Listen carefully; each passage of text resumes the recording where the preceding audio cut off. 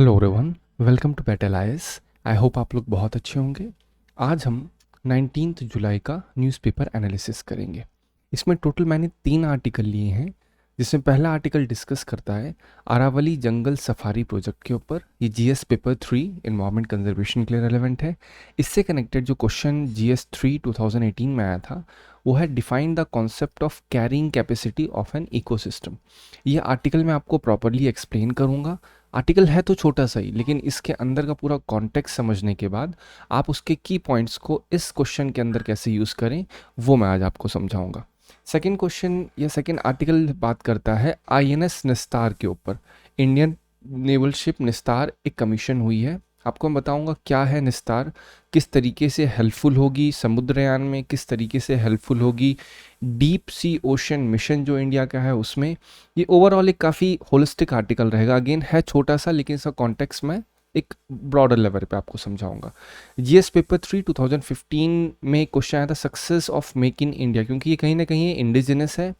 Programme depends on the success of skill India program. तो आपको समझाऊंगा कौन कौन से इम्पेडिमेंट्स हैं या प्रॉब्लम्स हैं स्किल इंडिया प्रोग्राम में, जिसकी वजह से अभी भी चीज़ें नहीं हो पा रही और क्या क्या इम्प्रूवमेंट्स करने की ज़रूरत है, क्योंकि क्वेश्चन कहीं ना कहीं वही चीज़ की डिमांड कर रहा है।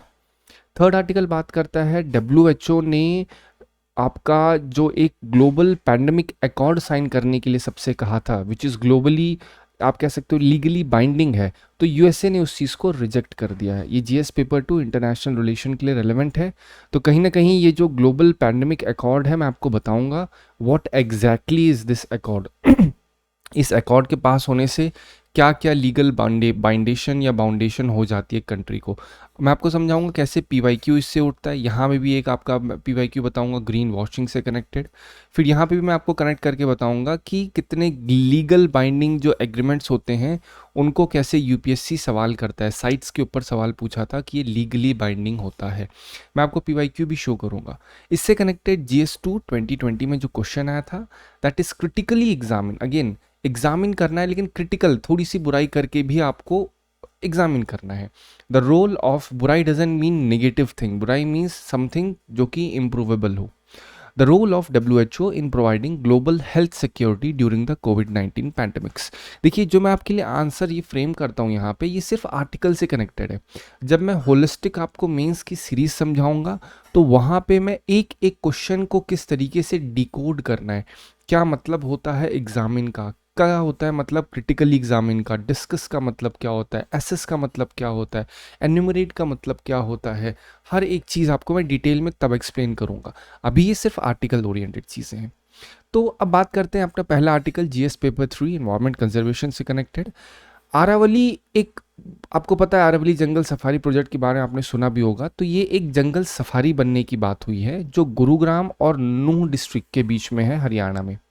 इसकी एरिया अप्रॉक्सीमेटली 10,000 एकड़ में है और ये 4 फेसेस में बनने की बात हुई है, जिसमें पहला फेस बनेगा वो 250 या 2,500 एकड़ को कवर करेगा। इसका मेन पर्पस जो कहा गया, पर्पस अब अगेन पर्पस ऐसी चीज़ होती है जो अक्सर कही जाती है कि भैया हम जो मेन पर्पस है दैट इज़ ग्रीन टूरिज्म को प्रमोट करना, वाइल्ड लाइफ कंजर्वेशन करना और वर्ल्ड क्लास फैसिलिटीज़ देना। कल ये आर्टिकल मैंने आपको एक चीज़ समझाई थी कि हम लोग हर चीज़ एकदम टॉप लेवल पे करते हैं, हर एक चीज़ को ऐसा बनाते हैं बुक में कि it is almost next to perfect, लेकिन जब इम्प्लीमेंटेशन की बात आती है तो वहाँ पे चीज़ें कहीं ना कहीं हैम्पर हो जाती हैं और वैसे नहीं हो पाती जैसा हमने एक्चुअल में सोचा होता है। तो यहीं पे कहीं ना कहीं रिक्वायरमेंट आ जाती है कि कैसे इस चीज़ का पूरा फॉर्मुलेशन होगा। डेवलपमेंट स्टेज में देखा जाए तो वर्क फर्स्ट स्टेज में कहा है, मतलब ये आर्टिकल के ऊपर बात है, शुरू हो जाएगा। Haryana forest and wild life minister ने भी ये चीज़ बोली है कि भाई साहब अब सारी जो लीगल चीज़ें थी वो सारी हमने फुलफिल कर दी है, अब ये बनेगा। कहीं ना कहीं ये जो बन रहा है it is on the line of Vantara, आपने सुना होगा, जो अनंत अंबानी ने गुजरात में अपना खुद का एक पूरा कॉन्सेप्ट बना रखा है जंगल सफारी का। ऑल्दो पब्लिक नहीं है वो, तो कुछ इसी तरीके से यहाँ पर भी वही मॉडल बनाने की कोशिश की जा रही है। अब गोल बेनिफिट आपको पहले बता दिया, न्यू ग्रीन आइडेंटिटी देने का मतलब है कौन से नेशनल कैपिटल रीजन में दे वांट कि ऑलरेडी ये जो पूरा ग्रीन एरिया है आरावली का, यहाँ पे क्या हो, अच्छी खासी ग्रीनरी हो, वर्ल्ड क्लास इंफ्रास्ट्रक्चर। अब भाई साहब इतना वेग टर्म है ये world class infrastructure, what does it mean? जहाँ रियल एस्टेट वालों का इसमें एंट्री हुई, ये प्रॉफिट मेकिंग बना देंगे इसको उठा करके। इतने बड़े बड़े रिजॉर्ट विला, इतना पैसा है कि इतना इन्वेस्टमेंट होगा यहाँ पे, तो कहीं ना कहीं देर आर हाई चांसेस, क्योंकि जहाँ जहाँ गवर्नमेंट इन्वॉल्व होती है वहाँ पे करप्शन के चांसेस ज़्यादा बढ़ जाते हैं। It's not government does corruption, it's just जो ब्यूरोक्रेसी है वहाँ पे बहुत ज़्यादा कॉम्प्लेक्सिटीज़ आ जाती हैं। और करप्शन केवल एक लेवल पे नहीं होता, कई फेसेस में होता है। लेकिन अगर हम जामनगर का, यहाँ पे आपको मैं साइड ये भी बता रहा हूँ, जैसे जामनगर का एग्जाम्पल दिया गया, तो जामनगर कंप्लीटली कंट्रोल हो रहा है एक पूरा कॉरपोरेट बॉडी के द्वारा, ठीक है, वो एक इंसान के अंडर में है। तो ये पूरा बिजनेस वहाँ पे, बोलते हैं ना, करप्शन नाम की चीज़ एग्जिस्ट ही नहीं करेगी, हर एक इंसान वहाँ पे अकाउंटेबल है। वर्ल्ड क्लास इंफ्रास्ट्रक्चर बना रखा है। अगर वहाँ पे एक प्रोजेक्ट पास हुआ है कि हाँ 500 करोड़ रुपए इसमें लगाना है, तो लगेगा, ये नहीं होगा उसमें आकर कोई बोलेगा चलो 10 करोड़ रुपए कमीशन अपना खा लो, निकाल के बाहर फेंक दिए जाएंगे तुरंत वहाँ के एम्प्लॉयज़। तो कहीं ना कहीं डिफरेंस बहुत ज़्यादा है। तो ये ग्राउंड बना के आप बता सकते हैं कि हम लोग एग्जैक्ट जामनगर का मॉडल नहीं फॉलो कर सकते हैं। जामनगर का मॉडल बिल्कुल अलग है, और ये जो हम फॉलो करने की कोशिश कर रहे हैं उससे दिक्कत भी हो सकती है। इसी की वजह से बहुत ही स्ट्रॉन्ग क्रिटिसिज्म मिला है। जो रिटायर्ड आईएफएस ऑफिसर्स हैं उन्होंने भी ये चीज़ कहा कि भैया इसको कैंसिल कर दिया जाए, क्योंकि कहीं ना कहीं ये जो प्रोजेक्ट है ये टूरिज्म को प्रायोरिटाइज कर रहा है। लेकिन जो ट्रू कंजर्वेशन है वो ट्रू कंजर्वेशन तभी होगी जब केवल ऑब्जेक्टिव कंजर्वेशन होगा, उसके अंदर अपनी दिमाग की इंसानी बुद्धि न लगाओ कि भैया टूरिज्म भी हमें करना है। ठीक है, अब अगेन ये एक बीजेपी का इलेक्शन प्रॉमिस था कि जब हम सरकार में आएंगे तो हम ऐसा ऐसा करेंगे, तो अगेन वो एक डिफरेंट चीज़ बन जाती है। बट पॉइंट यहाँ पे क्या चल रहा था, पॉइंट है कि अरावली जंगल सफारी प्रोजेक्ट, ठीक है। अब देखते हैं ग्रीन टूरिज्म एक वर्ड है, क्या होता है ग्रीन, ये आपका एक समझिए वर्ड ऑफ द डे है। ग्रीन टूरिज्म एक तरीके से इको फ्रेंडली टूरिज्म कहते हैं, जिसमें फोकस नेचर को कंजर्व करना होता है, पॉल्यूशन को मिनिमाइज करना होता है, और जो लोकल कम्युनिटीज़ होती हैं उनको सपोर्ट करना होता है। इससे साथ ही साथ ये भी प्रमोट करना होता है कि ट्रैवल बहुत ही सस्टेनेबल हो, और जो आपके नेचुरल एरियाज़ हैं उनके ऊपर इम्पैक्ट बहुत ही कम पड़े, वहाँ का जो लोकल इन्वायरमेंट है उसके ऊपर इम्पैक्ट नहीं होना चाहिए, और अवेयरनेस होनी चाहिए। मतलब टूरिस्ट अगर किसी जंगल में जा रहा है तो ये नहीं कि पन्नी रैपर खा खा के वहीं पे वो सब टेंट लगा के रखे, नहीं। अवेयरनेस जब होगी तो उन्हें पता लगेगा कि ये जो एरिया में हम आए हुए हैं, इस एरिया की बहुत ज़्यादा रेलेवेंस है, ये एरिया बहुत ही क्रिटिकल हैबिटेट है। तो यहाँ पे एक सर्टेन गाइडलाइंस होनी चाहिए कि वो फॉलो करनी होगी लोगों को। They should be completely sensitize about this. अगर उनको प्रॉपर इसका अवेयरनेस नहीं होगी तो चीज़ें कहीं ना कहीं वैसी नहीं हो पाएंगी जैसी पेपर पे सोची जाती हैं। तो ये ग्रीन टूरिज्म का बेसिक मतलब ये होता है, आप इस ग्रीन टूरिज्म को हर जगह कहीं भी ऐसे में कभी कोई आ रहा है ऐसे ऐसे वहाँ पे यूज़ कर सकते हैं। जीएस पेपर 1 2 कहीं पर भी ये एक वर्ड डाल सकते हैं, ग्रीन टूरिज्म। अगेन अब ये जो आपको मैंने समझाया आरावली जंगल सफारी, इसके हार्मफुल इम्पैक्ट अगर कुछ बात करूँ तो इससे कहीं ना कहीं जो नेचुरल अरावली का हैबिटेट है वो हार्म होने के चांसेस हैं ड्यू टू कंस्ट्रक्शन। पहला पॉइंट ये एज इट इज़, मैंने की पॉइंट्स इसलिए रखे हैं ताकि आप लिख लो एज इट इज़। ये ना हो कि मैं अगर पैराग्राफ में लिख दूंगा तो पॉइंट निकालना बहुत मुश्किल हो जाता है आपके लिए, इसलिए इस की पॉइंट्स को ही रख लो। हार्मफुल इम्पैक्ट, अब जरूरी नहीं है कि आप केवल यहाँ आरावली ही डालो, इसको कोई दूसरा भी अगर कोई प्रोजेक्ट गवर्नमेंट ने लॉन्च किया है रिलेटेड टू एनवायरमेंट, वहाँ पे ये चीज़ डाल सकते हो, वहाँ का नेचुरल हैबिटेट इम्पैक्ट होगा। जरूरी थोड़ी है अगर यहीं पे बात कर रही होती, कल जो श्री साइलम के ऊपर मैं समझा रहा था, श्री साइलम टाइगर रिजर्व से कनेक्टेड चीज़ें, तो वहाँ पे आप बताओ कि कल जो मैं आपको कैसे समझा रहा था कि जब आपका पोलावरम से रिवर का वाटर को डाइवर्ट कर दिया जाएगा गोदावरी का, कहाँ पे, कृष्णा पे डाल दिया जाएगा। तो कृष्णा पे जब डाला जाएगा तो उससे क्या होगा, डालने से जो कंस्ट्रक्शन होगा, कैनल बनेगा, उस कैनल से आसपास के हैबिटेट इंपैक्ट होंगे। वहीं पे फिर मैं आपको कोलेरू लेक के बारे में समझाया था।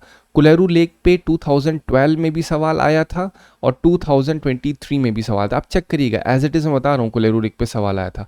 कोलेरू लेक क्या है, गोदावरी और कृष्णा रिवर के बीच में मिलने वाला ये एक लेक है। मतलब यहाँ से भी पानी आ रहा है गोदावरी से और यहाँ कृष्णा से भी पानी जा रहा है, तो नेचुरल रिजर्वॉयर की तरीके से काम करता है। यहीं पे बना हुआ है Kolleru wetland Ramsar site. Kolleru एक वाइल्ड लाइफ सेंचुरी भी है, but again it is a basic thing. Point क्या है कि उससे वाइल्ड लाइफ कॉरिडोर इम्पैक्ट होने का खतरा बन जाता है। कल जो मैंने आपको चीज़ बताई, जो इतना प्रोजेक्ट बन रहे हैं वहाँ पे, बनने का रीज़न क्या है, क्योंकि ड्रॉट प्रोन है। तेलंगाना में और जो आंध्र प्रदेश है वहाँ पे कोई भी हिमालयन रिवर नहीं है, जिसकी वजह से सूखा बहुत पड़ता है। तो गवर्नमेंट कोशिश करती है कि पानी को रोक सके रिजर्वॉयर में, जब ज़रूरत पड़े, ड्रॉट की सिचुएशन हो, ड्राई हो, तब हम पानी का इस्तेमाल करें, जिससे जो बेसिक इरिगेशन रिक्वायरमेंट है उस एरिया की वो पूरी हो सके। ठीक है। और क्या एक पॉइंट है कि ग्राउंड वाटर डिप्लेशन ऑलरेडी जो रीजन ड्राई ही है, अभी मैं बात कर रहा हूँ यहाँ अरावली की, ये सिर्फ मैंने कॉन्टेक्स्ट जोड़ा था, तो वहाँ अरावली का रीजन ऑलरेडी ड्राई है, तो अगर यहाँ पे इतने इंफ्रास्ट्रक्चर होंगे तो ग्राउंड वाटर डिप्लीशन और ज़्यादा हो जाएगा, बायोडाइवर्सिटी लॉस होने के चांसेस बन जाएंगे जब आर्टिफिशियल लैंडस्केपिंग होगी। और जब आर्टिफिशियल लैंडस्केपिंग होगी इसका मतलब क्या है, मतलब आपने रोड बनाई, रोड के किनारे आपने दूसरे दूसरे ट्रीज लगाए सुंदरता के लिए, तो सब क्या है, नॉन नेटिव स्पीशीज़ ही तो हैं। और नॉन नेटिव स्पीशीज़ का सबसे बेस्ट एग्जांपल कहाँ है, बेंगलुरु में इतने जो हम देखते हैं कि तुरंत एक बारिश हुई बाढ़ पहले आ जाती है, तो वहाँ पे सिचुएशन सबसे बड़ी एक थी कि वहाँ जो स्पीशीज़ लगे हुए हैं, मतलब ट्री के स्पीशीज़ नॉन नेटिव है, उस एरिया के लिए बिलोंग नहीं करते, तो इससे कहीं ना कहीं वो चीज़ बहुत ही एक्सटेंसिव लेवल पे हार्म करती हैं वहाँ की एवियन को। ठीक है, तो ये भी यहाँ पे हो सकता है। पोल्यूशन, ह्यूमन डिस्टर्बेंस, ये भी होगा टूरिज्म से, बेसिक सी बात है, at the end we are Indians. ठीक है, जो लोकल कम्युनिटीज़ हैं उनका डिस्प्लेसमेंट बहुत ज़्यादा होगा, और इसकी वजह से जो ट्रेडिशनल फॉरेस्ट यूज़ है उस पर इम्पैक्ट पड़ेगा। इसको कहीं ना कहीं ग्रीन वॉशिंग की तरीके से देखा जा रहा है। ग्रीन वॉशिंग मतलब क्या है, ग्रीन वॉशिंग का मतलब ये होता है कि जब बताया जाए प्रोडक्ट, किसी भी प्रोडक्ट या सर्विस को कहा जाए ये एनवायरनमेंट फ्रेंडली है, बट बैक एंड में वहाँ सारा काम जो हो रहा होता है उसका दूसरा पर्पस होता है, वो एनवायरनमेंट फ्रेंडली नहीं होता। ठीक है, तभी बोलते हैं ग्रीन वॉश, धो देना, अंदर उसकी जो मेन फीचर है वैसे ही रहेगा। ग्रीन वॉशिंग से कनेक्टेड सवाल भी आया हुआ था आपका, वो भी मैंने आपको बताया था, ग्रीन वॉशिंग PYQ UPSC डालेंगे आप तो आपको वहाँ पे वो चीज़ मिल जाएगी। तो यही बोला जा रहा है इस प्रोजेक्ट को लेकर भी कि ये इसका मेन जो ऑब्जेक्टिव है टूरिज्म है ओवर ट्रू कंजर्वेशन। तो इसको कहीं ना कहीं ग्रीन वॉशिंग दिखाया जा रहा है कि गवर्नमेंट इस चीज़ को बोल रही है we are going to do conservation, हम ऐसा करेंगे, हम वैसा करेंगे, लेकिन एक्चुअल में ग्रीन वॉशिंग कहा जा रहा है। ठीक है, अब इस क्वेश्चन को देखते हैं। क्वेश्चन, ये जो आर्टिकल था उस आर्टिकल से कैसे इस क्वेश्चन के की पॉइंट्स निकाल सकते हैं।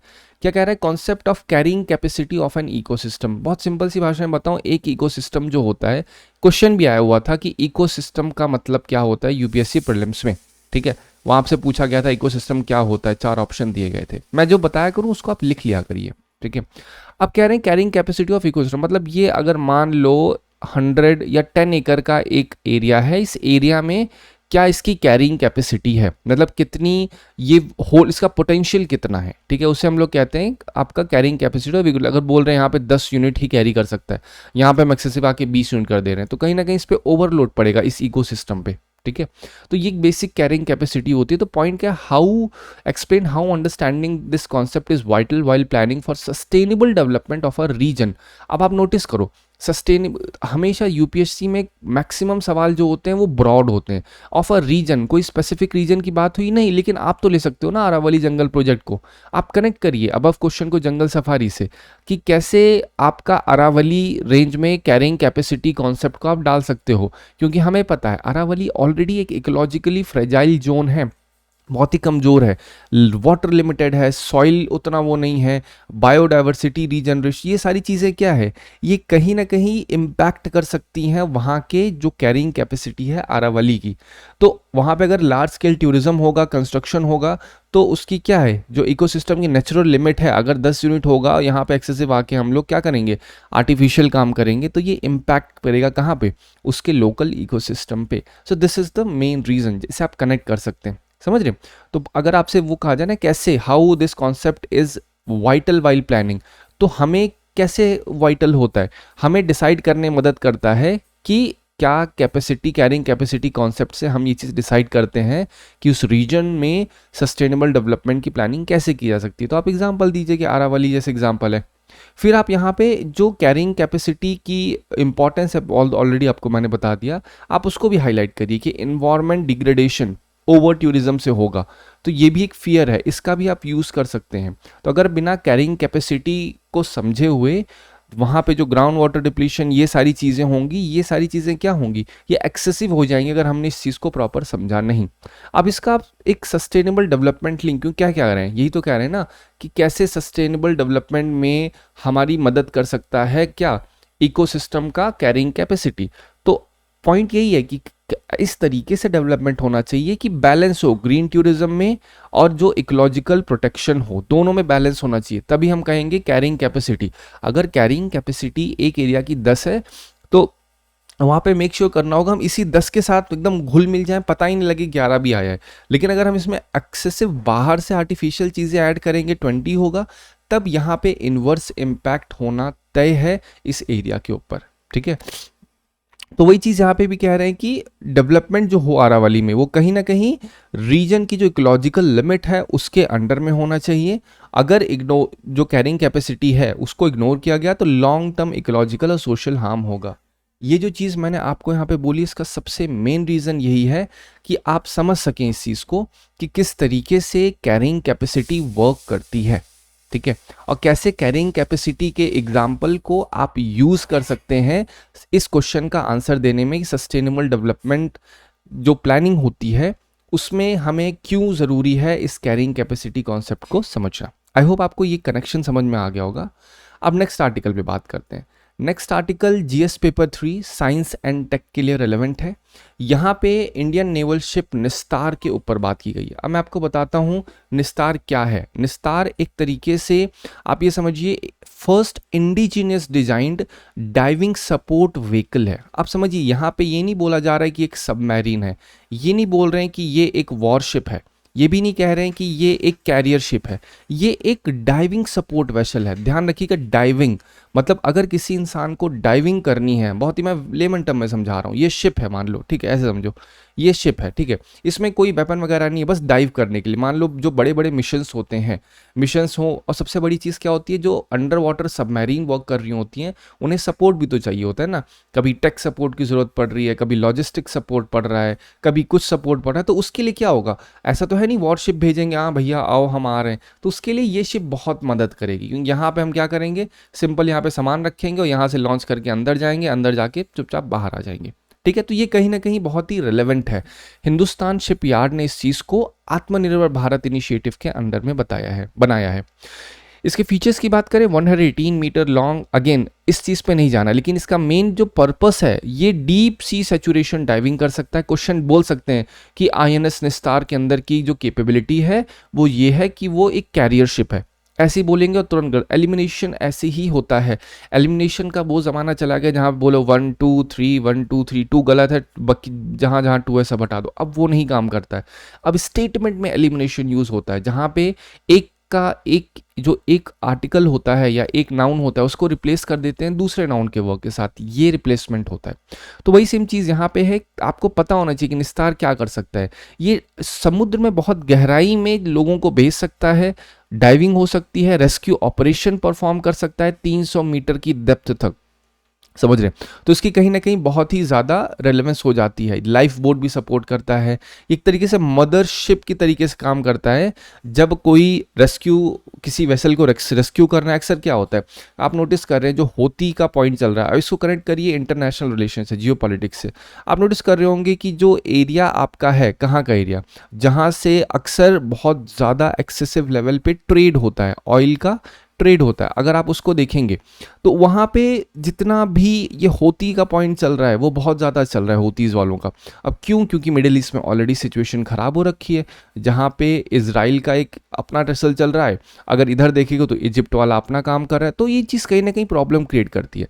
तो जो कमर्शियल शिप्स होती हैं, कमर्शियल शिप्स अक्सर अटैक में आ जाती हैं। अभी रिसेंटली अभी होतीज़ ने क्या किया था, एक कमर्शियल शिप को रॉकेट लॉन्चर से ख़त्म कर दिया। तो वहाँ पे अप्रॉक्स 2 ही 3 दिन का है शायद, आई थिंक ये 2-3 लोग उसमें मारे भी गए थे, बाकी जो उसके क्रू हैं वो कहीं ना कहीं अभी मिसिंग है पूरी तरीके से। तो ये चीज़ शो करता है कि हमें अगर कभी भी रिकवरी करनी है, कभी हमें रेस्क्यू करना है, तो उसके लिए ये बहुत ही मददगार होगा निस्तार का। ये जो चीज़ें मैं बता रहा हूँ कनेक्ट कर रहा हूँ रियल लाइफ से, ताकि आपको समझ में आ सके। अब देखते हैं इसकी स्ट्रैटेजिक इंपॉर्टेंस क्या है। ये इंडियन नेवी की जो सबमरीन रेस्क्यू कैपेबिलिटी है वो भी एनहांस करता है। आपने अक्सर नोटिस किया होगा एक चीज़ को कि जो बड़े बड़े ऑपरेशंस होते हैं, कभी कभी नोटिस किया होगा सबमरीन्स भी उसमें एरर्स होता है, इवन दो एग्जांपल्स ऐसे भी कि सबमरीन्स का ब्लास्ट हो जाता है तो उसमें रेस्क्यू करना पड़ता है लोगों को, तो वहाँ पे निस्तार एक बहुत ही अहम रोल प्ले करेगा। इंडिया का जो रोल है रीजन फर्स्ट रिस्पॉन्डर, वो कहीं ना कहीं और ज़्यादा मदद, कभी ऐसा है श्रीलंका की शिप जा रही है, वहाँ पे लोग का एक रेस्क्यू करना है, तो वहाँ पे तुरंत पहुँचेगा निस्तार, आ भाई साहब हम जिंदाबाद, हम आपको बचाने आए हैं। तो ये चीज़ कहीं ना कहीं क्या करेगा, हमारी रीजनल पॉलिटिक्स को और भी ज़्यादा स्ट्रैटेजिक बनाएगा, हमारी जो प्रायोरिटीज़ हैं वो और अच्छी बनेंगी, हमारे रिलेशंस और अच्छे बनेंगे। क्योंकि करंटली आपने देखा ट्राइलैटरल नेक्सस चल रहा है जहाँ पे चाइना, पाकिस्तान, बांग्लादेश आपस में ही कर रहे हैं चीज़ों को, तो ये चीज़ से बचने के लिए हमने भी काम किया है, हम भी ग्लोबल साउथ में अच्छे से इन्वेस्टमेंट कर रहे हैं, हम भी सॉफ्ट पावर का यूज़ कर रहे हैं, हम भी गुजराल डॉक्ट्राइंस का यूज़ कर रहे हैं। What is Gujral doctrine?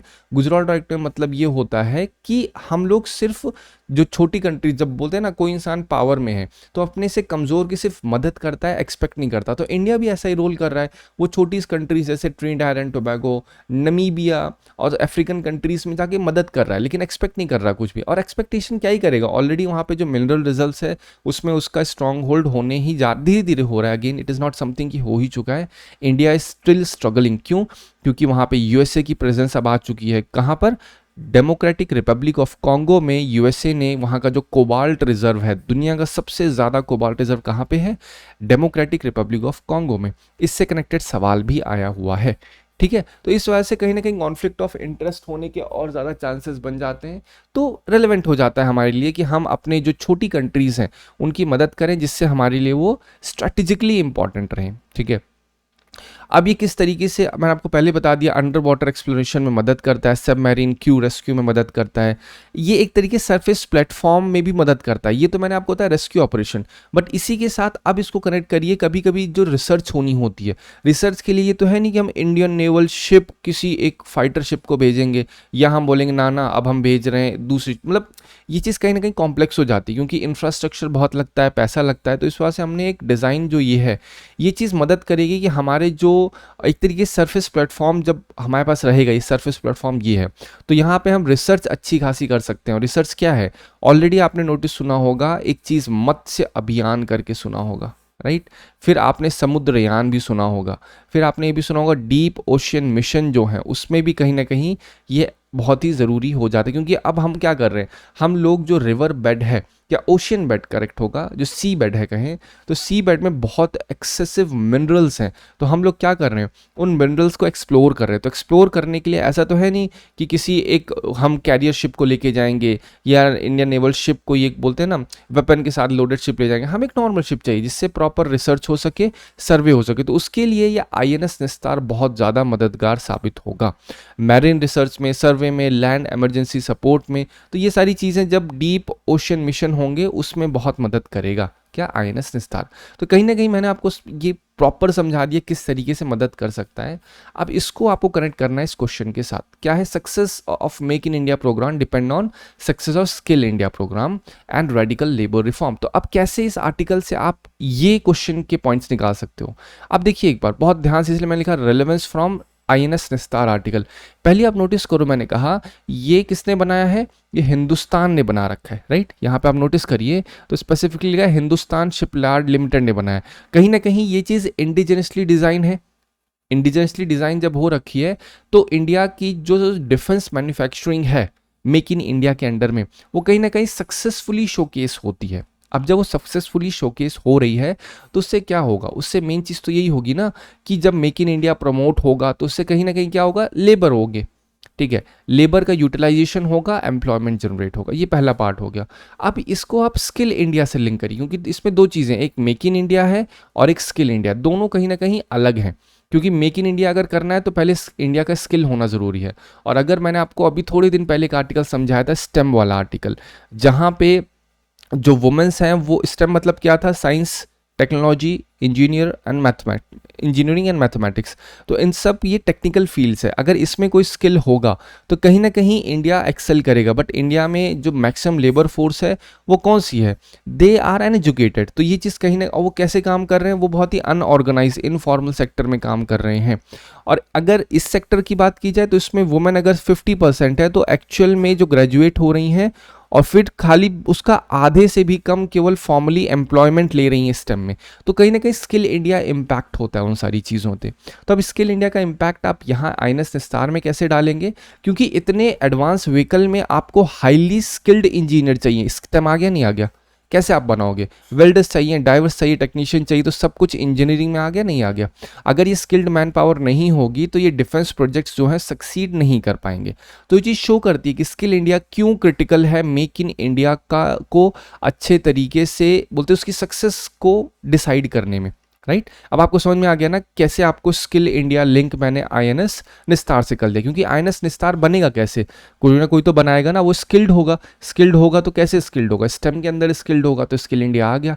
Skill India अगर ढंग से काम करेगा तभी तो मेक इन इंडिया काम करेगा। आप लिंक देख रहे हैं, ये है लिंक। फिर अब लेबर रिफॉर्म्स की कैसे ज़रूरत है?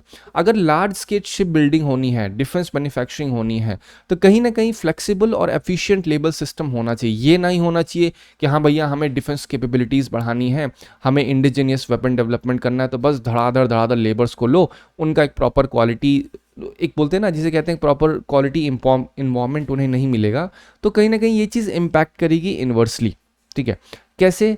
अब इन्वर्सली इम्पैक्ट तो करेगी, लेकिन इसका सोल्यूशन क्या है? हमें हायरिंग जो स्किल्ड लेबर फोर्स है उसको ईज करना होगा, उनकी प्रोडक्टिविटी इंश्योर करनी होगी, लेबर सेफ्टी, क्योंकि जब भी कोई ऐसी चीज़ें बनती हैं related to ship, related to weapon, तो वहाँ पे सेफ्टी बहुत ज़्यादा ज़रूरी हो जाती है। तो ये सारे फैक्टर्स का यूज़ करके आप इस क्वेश्चन का आंसर दे सकते हैं। अब बात करते हैं नेक्स्ट आर्टिकल की। ये जीएस पेपर 2 इंटरनेशनल रिलेशन के रिलेवेंट है। इसमें क्या हुआ है, यूएसए ने रिजेक्ट कर दिया है डब्ल्यूएचओ का global pandemic accord, right. USA ने ऑफिशियली कह दिया भाई साहब जो लीगली, क्योंकि जो ग्लोबल पैंडेमिक अकॉर्ड डब्ल्यूएचओ ने बनाया है ये लीगली बाइंडिंग है, तो यूएसए ने कह रहा है भाई साहब हम इस चीज़ को नहीं एक्सेप्ट करते हैं। ये कहीं ना कहीं जो डब्ल्यूएचओ ने बनाया था, 3 साल तक नेगोशिएशन चला था डब्ल्यूएचओ का। क्यों? क्योंकि जो कोविड-19 में क्राइसिस दिखे थे, जो प्रॉब्लम्स हुई थी, उस चीज़ से निपटने के लिए डब्ल्यूएचओ ने कहा हम एक ऐसा अकॉर्ड बनाएंगे जिससे इन फ्यूचर अगर कभी कोई भी पैंडेमिक होता है तो वहाँ पे ऐसा भागा दौड़ी वाली सिचुएशन ना बने। एक प्रॉपर एसओपी होना चाहिए, स्टैंडर्ड ऑपरेटिंग प्रोसीजर होना चाहिए कि ये फॉलो होगा और बस किसी भी पैंडेमिक से हम लोग लड़ सकते हैं। लेकिन उसमें डब्ल्यूएचओ ने कहा ये लोगों के इच्छानुसार नहीं होगा कि नहीं नहीं हम मदद कर रहे हैं, हम ऐसा करेंगे, हम वैसा करेंगे, कभी कोई पैंडेमिक आए। वो लीगली बाइंडिंग बना देखा, अगर आपने लिया तो आपके ऊपर लीगली बाइंडिंग, अगर कभी भी इस तरह की सिचुएशन आएगी तो आपको ये करना ही पड़ेगा, ठीक है। अब पर्पस एक्ट का क्या था? पहला पर्पस तो ये था कि जो वैक्सीन है उसका इक्विटेबल एक्सेस हो। कोविड-19 में हमने देखा वैक्सीन सबको, हर एक कंट्री को इक्विटेबल तरीके से नहीं मिलती, इक्वल तरीके से नहीं मिल रही थी, बहुत ही ज़्यादा इनइक्वालिटी थी। मेडिसिन में इक्वालिटी होनी चाहिए, टेस्ट जो अगर फ्यूचर पैंडेमिक में हो रहा है उसमें प्रॉपर टेस्ट होना चाहिए, उसमें भेदभाव नहीं होना चाहिए कंट्री बेसिस पे या फिर कंपनी बेसिस पे। फिर उसमें एक रिक्वायरमेंट थी जो मैन्युफैक्चरर्स हैं वो अपनी 20%, ध्यान देखिए बहुत ध्यान से, रिक्वायर्ड मैन्युफैक्चर जितने भी मेडिसिन मैन्युफैक्चर हैं 20% पैंडेमिक रिलेटेड हेल्थ प्रोडक्ट्स जो हैं वो डब्ल्यूएचओ को देगा। ये कहीं ना कहीं एक बहुत बड़ा एक चीज़ आ रही थी, मतलब कह रहे थे आपको 20% अपना जितना ही प्रोडक्ट बना रहे हो जो कि पैंडेमिक रिलेटेड है वो डब्ल्यूएचओ को देना पड़ेगा, जिससे डब्ल्यूएचओ जो गरीब कंट्रीज हैं उनको दे सके। इससे जो डब्ल्यूएचओ का रोल है, राइट, वो और ज़्यादा स्ट्रेंथन हो जाएगा। और जब स्ट्रेंथन रोल होगा तो इसके साथ एक और चीज़ स्ट्रेंथन होगी, वो है कि पैंडेमिक कैसे काउंट किया जा रहा है, पैंडेमिक की नेमिंग कैसे हो रही है। ऑफिशियली नेम कौन करता है? डब्ल्यूएचओ तो नेम करता है कि ये पैंडेमिक चल रहा है नहीं चल रहा। तो जब इतनी सारी चीज़ें होंगी तो डब्ल्यूएचओ का रोल और स्ट्रेंथन हो जाएगा जो पैंडेमिक का डिक्लेरेशन करने में, और ग्लोबल रिस्पांस भी कोऑर्डिनेटेड होगा। एक बार डब्ल्यूएचओ ने कहा पैंडेमिक है तो सारे के सारे जितने भी पार्टनर्स हैं जिन्होंने ये global pandemic preparedness pact sign किया होगा वो सब के सब कहेंगे हाँ भैया डब्ल्यूएचओ ने कहा है। तो अब जितनी भी मेडिसिन मैन्युफैक्चर होंगे 20% प्रोजेक्ट उनका जो प्रोडक्ट है वो उधर जाएगा, जो वैक्सीन है उसका इक्विटेबल डिस्ट्रीब्यूशन होगा। ये सारी चीज़ें कहीं ना कहीं पैक्ट में डाली गई। अभी फिर से मैं समझा दूंगा प्रॉपर, मैंने एक कंप्लीट डिफरेंट तरीके से आगे लिख दिया है। अब यूएसए ने इसको रिजेक्ट क्यों किया? यूएसए ने कहा कि भाई साहब इसके टर्म्स बड़े ही वेग और पॉलिटिकली ड्रिवन है, जो कि रैपिड रिस्पांस पे फोकस नहीं करते, ये कहीं ना कहीं कोशिश कर रहे हैं कि इसको पॉलिटिकल बनाने का, ठीक है, ये यूएसए का कहना है। फिर इसमें कहा यूएसए ने कि इस पैक्ट के द्वारा जो डब्ल्यूएचओ उसकी अथॉरिटी जो है वो ओवर एक्सपैंड हो रही है। मतलब उसका काम सिर्फ क्या है, डब्ल्यूएचओ काम क्या करता है, world health organization, health related चीज़ों का जो वर्ल्ड लेवल पे काम होता है उसको डब्ल्यूएचओ टेक केयर करता है। लेकिन अगर प्रॉपर बिना पब्लिक इनपुट की ये चीज़ होगी तो कहीं ना कहीं डब्ल्यूएचओ की अथॉरिटी ओवर एक्सपैंड करेगी। तो ये चीज़ यूएसए ने कही है। यूएसए ने इस चीज़ के लिए क्रिटिसाइज किया है कि भाई आप लोग बोलते हैं ना ग्लोबल सॉलिडारिटी तो बढ़िया है, ग्लोबल सॉलिडारिटी मतलब क्या है, हम गरीब नेशंस की मदद करेंगे, बट आप सिर्फ गरीब नेशन की मदद करोगे, उसमें ऐसा तो है नहीं कि मदद करने के चक्कर में इफेक्टिवनेस ही खो दोगे। तो डब्ल्यूएचओ को अपनी इफेक्टिवनेस नहीं भूलनी चाहिए, ये यूएसए कहना है। और इन सारे पॉइंट्स का ग्राउंड बना के यूएसए ने इस पैक्ट को रिजेक्ट कर दिया है। तो ये चीज़ कहीं ना कहीं क्रिटिसाइज भी किया है कि डब्ल्यूएचओ सीख नहीं पाया है अपने कोविड-19 मिस्टेक्स से। बैकग्राउंड में देखें तो यूएसए ने ऑलरेडी कई बार इन सब चीज़ों से विड्रॉल किया है। पहले ट्रम्प एरा में भी ये चीज़ हो चुकी है और डब्ल्यूएचओ का लार्जेस्ट फंडर यूएसए है। अगर इसमें यूएसए ही हिस्सा नहीं लेगा कहीं ना कहीं ये पैक्ट बहुत ही वीक हो जाएगा। और इसी वजह से आपने नोटिस किया होगा कि अभी रिसेंटली जो यूएसए ने अनाउंस किया कि भाई साहब अब से हम अपनी फंडिंग सर्टेन अमाउंट तक रोकेंगे, तो उसी में यूनाइटेड नेशंस जो मिशन से उन्होंने कहा बाय 2030 अप्रॉक्सीमेटली 15 मिलियन लोगों की डेथ होने के चांसेस बढ़ जाएंगे। ठीक है, तो ये चीज़ कहीं ना कहीं बहुत ही कंसर्निंग हो जाती है। अब देखते हैं कि इससे कनेक्टेड क्वेश्चन देखो क्या कह रहा है। क्वेश्चन क्या पूछ सकते हैं कि जो आपका ग्लोबल पैंडेमिक प्रिपेयर्डनेस पैक्ट है इसको कौन प्रिपेयर करता है। उसी तरीके से यहाँ बोल रहे हैं कहीं ना कहीं डब्ल्यूएचओ का फीचर है। उसे पूछ रहे हैं rapid financing instrument and rapid credit facility are related to provision of lending by which one of the following. अब यहाँ पे खुद सोचो, क्या रिप्लेस करके ये नहीं लिख सकते हैं कि global pandemic preparedness pact was made by या प्रिपेयर्ड बाय होम। तो यहाँ लिख देंगे एशियन डेवलपमेंट बैंक, फिर लिख देंगे वर्ल्ड हेल्थ ऑर्गेनाइजेशन, फिर लिख देंगे कोई हेल्थ ऑर्गेनाइजेशन लिख देंगे, बोल देंगे यूनिसेफ लिख देंगे, यूनेस्को लिख देंगे, या फिर ऐसे कोई भी एक वेग ऑर्गेनाइजेशन बनाएंगे रिलेटेड टू हेल्थ। आपको लगेगा कि हाँ पैंडेमिक अकॉर्ड है, या तो लिख देंगे कि पैंडेमिक ऑर्गेनाइजेशन, ये लिख देंगे। ऐसी कोई ऑर्गेनाइजेशन है ही नहीं तो आपको कन्फ्यूजन हो जाएगी, हाँ पैंडेमिक क्वेश्चन में है, पैंडेमिक यहाँ है तो गलत हो जाएगा। लेकिन अक्सर क्या होगा, डब्ल्यूएचओ राइट होगा। ये जो है ये सारी किसके प्रोविजंस हैं, ये सब इंटरनेशनल मॉनेटरी फंड के हैं। ठीक है, तो ये सारी चीज़ें शो करती हैं किस तरीके से आपको करना है। वैसे भी ये डायरेक्टली भी आप इस चीज़ को समझ लोगे जब मैं आपको एक्सप्लेन करूंगा सीरीज़ में, तो आपको मैं डिटेल में सारी चीज़ें बताऊंगा। ठीक है, 2015 में अगेन एक सवाल था जो मैंने आपको बताया था लीगली बाइंडिंग के ऊपर। क्या कह रहे हैं कि ये आईयूसीएन के ऊपर डिस्कशन कर रहा है क्वेश्चन। फिर बोल रहे हैं कि भाई साहब आप ये बताओ कि आईयूसीएन और साइट्स में मेजर क्या डिफरेंस है, राइट। जो भी एक बार क्वेश्चन को पढ़िएगा और एक बार आप उसको समझने की कोशिश करिए, इनके रेफरेंस में कौन कौन से स्टेटमेंट सही हैं। IUCN is an organ of United nation, sites is an international agreement between government. Again अब इसको आपको ध्यान से पढ़ना है, क्या आईयूसीएन यूनाइटेड नेशन का हिस्सा है। चलो अभी इस क्वेश्चन को सॉल्व करने से पहले मेरा मेन ऑब्जेक्टिव क्या है ये बताना। Sites is legally binding on states, पहला point, that have joined it, but this convention does not take place the national law। तो साइट्स जिसे convention of trade in endangered species भी कहते हैं, जिसमें 3 अपेंडिक्स हैं। जिसमें पहला अपेंडिक्स क्या कहता है कि अगर उस पहले अपेंडिक्स में कोई भी स्पीशीज है तो उसमें ट्रेड पूरी तरीके से प्रोहिबिटेड होगा, आप नहीं कर सकते हो। सेकंड में रेगुलेटेड होगा। थर्ड में क्या होगा, कोई इम्पोजिशन नहीं होगा, बट अगर कोई कंट्री बोले कि ये हमारे लिए दिक्कत हो सकता है, आप प्लीज़ इस स्पीशीज़ को इस अपेंडिक्स में डालो, तो आपस में ये लोग डील करके उस पर ट्रेड रोक सकते हैं, but it is not something की बाउंडिंग है वो। तो ये स्टेटमेंट जो है सही है। क्यों? क्योंकि अगेन जब आप इसको पढ़ोगे तो साइट्स में बहुत स्पेसिफिक तरीके से लिखा हुआ है।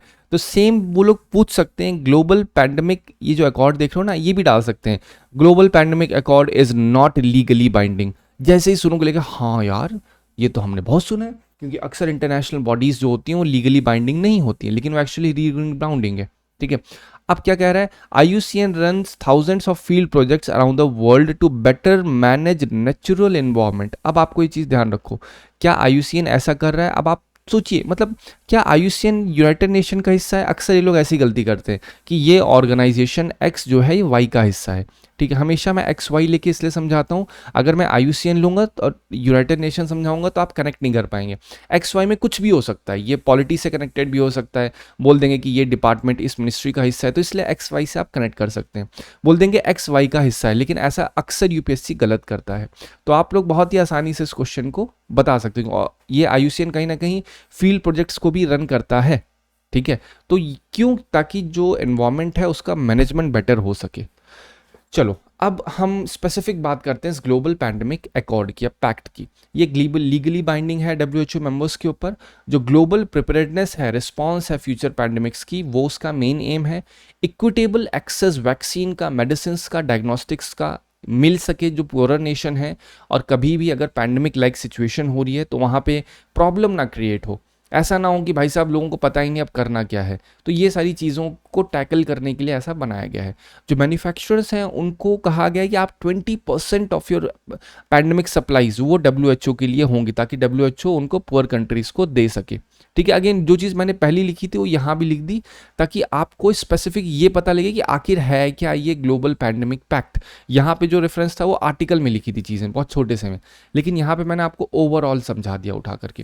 ठीक है, अब देखिए जो डब्ल्यूएचओ है, आपके दिमाग में आता हो किस तरीके से डब्ल्यूएचओ, क्योंकि यहाँ पे आप देखिए जो पैंडेमिक एग्रीमेंट की बात हो रही है, यहाँ पे कहीं ना कहीं ये चीज़ आ रही है कि डब्ल्यूएचओ एज अ एक सिक्योरिटी की तरीके से काम कर रहा है। ग्लोबल हेल्थ सिक्योरिटी को उसका मॉनिटरिंग करने का काम कर रहा है, एक तरीके से लीडर बनने का एक बोलते हैं ना, उसके पास एक, आप समझ सकते हैं कि एक अथॉरिटी है।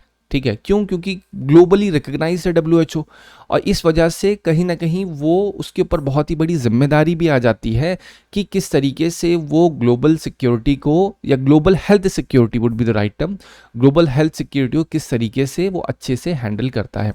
बट अभी मैं आपको सिर्फ ये बताता हूँ कैसे डब्ल्यूएचओ काम करता है, कैसे वो ग्लोबल हेल्थ सिक्योरिटी को इंश्योर करता है। तो उसमें आप डब्ल्यूएचओ के काम बताइए। कभी पूछा जाए आपसे कोई भी सवाल हो, मैं एकदम ब्रॉड बता रहा हूँ, अगर पूछा जाए कि हाउ एक्स हेल्प, तो जब भी हाउ एक्स हेल्प बोला जाए तो आपको एक्स के काम को सोचना है, और वो काम किस तरीके से मदद कर रहा है किसी चीज़ में, आपको वो देखना है। अगर आपसे बोला जाए सिंपल सा टर्म, नेशनल ग्रीन ट्रिब्यूनल किस तरीके से मदद करता है काम इंसान की ज़िंदगी में, तो वहाँ पे आपको बहुत इतना डिटेल में मत जाओ, 1 बाय 1 लो। एनजीटी का काम क्या है, जितने भी एनवायरमेंटल प्रॉब्लम्स होती हैं उनके ऊपर अपना एक ट्रिब्यूनल बनाया गया है, जहाँ पे केसेस जाते हैं जो एनवायरमेंट से कनेक्टेड है, वहाँ पे जजमेंट पास होते हैं। तो ये चीज़ कहीं ना कहीं पॉजिटिवली है। तो आपको जो कोई ऑर्गेनाइजेशन है उसका जो वर्क होगा, उस वर्क को आपको दिमाग में लाना है, फिर सोचना है क्या उस वर्क में कोई करंट वर्क हुआ है उसी से कनेक्टेड। तो जब ये दो चीज़ करोगे ना तो आपको समझ में आ जाएगा हाँ ये करंटली ये वर्क इस ऑर्गेनाइजेशन ने किया है। तो वही सेम चीज़ डब्ल्यूएचओ के रेफरेंस में है। तो ये वर्क में क्या होता है, डब्ल्यूएचओ अर्ली वार्निंग सिस्टम की तरीके से काम करता है। अगर कोई डिसीज आउटब्रेक होती है तो उसमें वो एक तरीके से वार्न करता है, वार्निंग सिस्टम की तरीके से। जो ग्लोबल रिस्पॉन्स है उसमें वो कोऑर्डिनेट करता है पैंडेमिक लाइक सिचुएशन में, हेल्थ गाइडलाइंस देता है, प्रोटोकॉल सेट करता है, रिस्क असेसमेंट करता है, कौन? डब्ल्यूएचओ। वैक्सीन में सपोर्ट करता है, मेडिसिन को असेस करता है, राइट, जैसे प्रोग्राम्स लाइक कोवैक्स में। टेक्निकल सपोर्ट भी डब्ल्यूएचओ प्रोवाइड करता है, रिसोर्सेज को मोबिलाइज करता है उन कंट्रीज के पास जिनको नीड है एक्चुअली में। रिसर्च एंड डेटा शेयरिंग करता है ग्लोबल हेल्थ थ्रेट्स में। तो इससे क्या होता है कि अगर कभी कोई थ्रेट है या कोई फ्यूचर थ्रेट है तो वो चीज़ अच्छे से टैकल की जा सके, ये डब्ल्यूएचओ का मेन कहीं ना कहीं ऑब्जेक्टिव रहता है। तो आप नोटिस करिए कहीं ना कहीं डब्ल्यूएचओ भी प्रिवेंटिव केयर की तरफ कहीं ना फोकस करता है कि इन फ्यूचर अगर कभी प्रॉब्लम होती है, तो आपको याद होगा मैंने कल भी आर्टिकल समझाया था what is preventive care.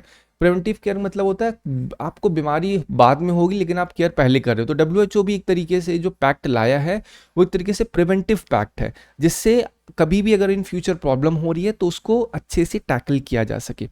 Again ये हेल्थ सिस्टम को और ज़्यादा स्ट्रेंथन करने में मदद करता है। ठीक है, चलिए आई होप आपको ये आर्टिकल्स जो आज मैंने समझाए समरी में आपको समझ में आए होंगे। Thank you so much again for watching.